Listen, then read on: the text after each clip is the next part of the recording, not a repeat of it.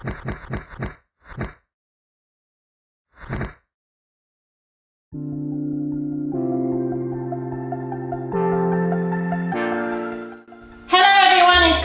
from the Chloe Bruce Academy. So how do you feel like a quarantine challenge? It's going to be a 7-day challenge.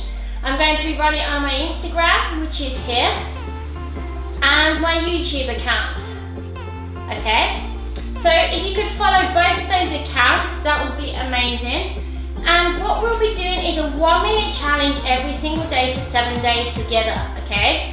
Now, if you're thinking, oh, that sounds easy to me, it's not just going to be 1 minute. We're going to do an exercise for 1 minute. So one exercise for 1 minute. We're going to repeat that 2 times, okay? So it's going to be at least 2 minutes per day, sometimes more. So for example, if it's an exercise for 1 minute on one leg, we're going to do that 2 times, and then the opposite side 2 times. So it could be 4 minutes.